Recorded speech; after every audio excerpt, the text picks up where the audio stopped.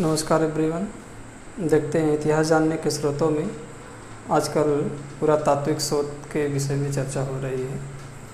पिछली क्लास में मैंने आपको बताया था जो अभिलेखीय साक्ष्य मिले थे उसके संबंध में।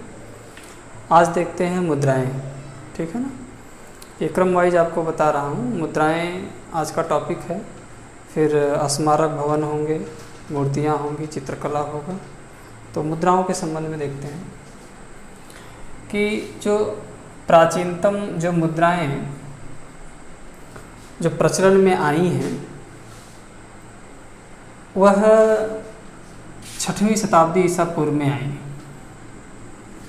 यानी देखेंगे तो प्राचीनतम मुद्राओं का जो प्रचलन था वह 6वीं शताब्दी ईसा पूर्व में मिलता है, लेकिन इसके संबंध में कोई लेख नहीं मिलता है ना।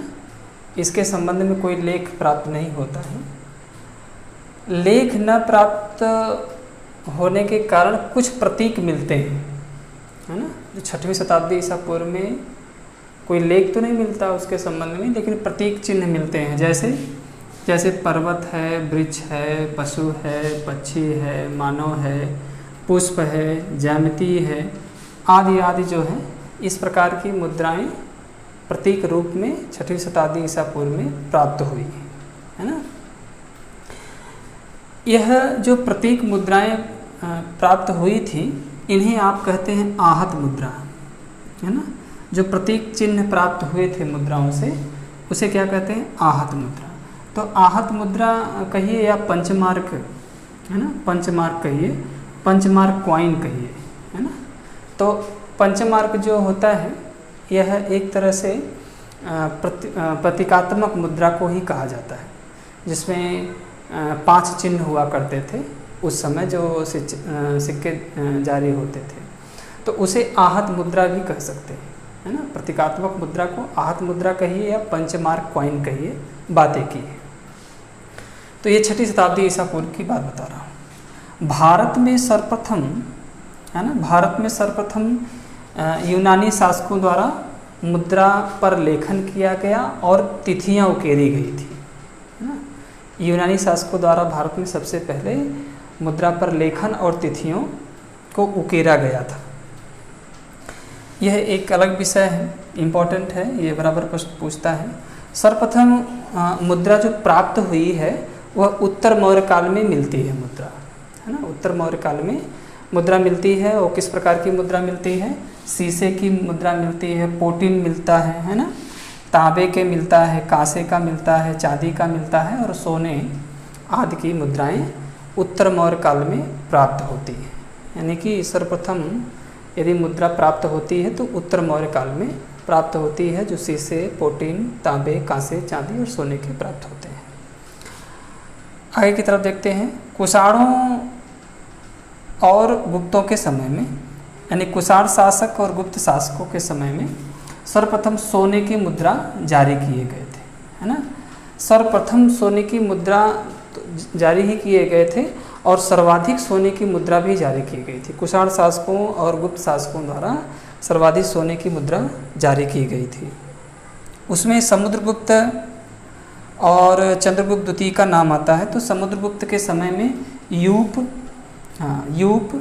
अश्वमेघ यज्ञ या बीड़ा बजाते हुए मुद्राएं जो है ये अंकित की गई हैं और मुद्राएं इस प्रकार की प्राप्त हुई हैं समुद्रगुप्त के समय। तो यूप का मतलब होता है नाव से लिया गया है। तो समुद्रगुप्त के समय में यूप, अश्वमेघ यज्ञ और बीड़ा बजाते हुए मुद्रा पाई गई है। चंद्रगुप्त द्वितीय के समय में आप हमको कमेंट बॉक्स में लिख के भेजिएगा कि चंद्रगुप्त द्वितीय की उपाधि कौन सी थी, ठीक है। तो समुद्रगुप्त द्वितीय के समय में व्याघ्र शैली की मुद्रा जारी की गई थी, है ना। व्याघ्र शैली की मुद्रा जारी की गई थी। कंपटीशन परीक्षाओं में जिस प्रकार से प्रश्न आपके आते हैं तो ये पूछता है कि आहत मुद्रा क्या होती है ना। तो आहत मुद्रा क्या होती है? एक प्रतीकात्मक मुद्रा होती है जिसे पंचमार्क कॉइन कहा जाता है। ये बहुत ही इंपॉर्टेंट प्रश्न है। हाँ, ये इसके बाद पूछता है कि भारत में सर्वप्रथम सोने की मुद्रा जारी करने का श्रेय किसे दिया जाता है, ठीक है ना। तो यूनानी शासकों को दिया जाता है। और साथ ही साथ ये भी पूछता है कि सर्वाधिक मुद्रा जारी किस शासकों द्वारा किया गया या किस वंश के शासकों द्वारा किया गया। तो कुषाण और गुप्त वंश के शासकों द्वारा सर्वाधिक मुद्रा जारी किया गया था। समुद्रगुप्त के संबंध में पूछता है कि जैसे अश्वमेधकर्ता जो मुद्रा जारी करने वाला गुप्त शासक कौन था, तो समुद्रगुप्त था। यूप के आकृति के जो मुद्राएं किसने जारी किया था, बीड़ा बजाते हुए मुद्राएं जो हैं किस शासक ने जारी किया था, समुद्रगुप्त के संबंध में आता है। व्याघ्र शैली की जो मुद्रा किसने जारी किया था, चंद्रगुप्त द्वितीय ने जारी किया था।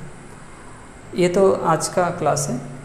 अगले क्लास में आपको बताएंगे जो स्मारक हैं, जो भवन हैं या चित्रकला है, मूर्ति कला है, इससे भी प्राचीन इतिहास को जाना जा सकता है।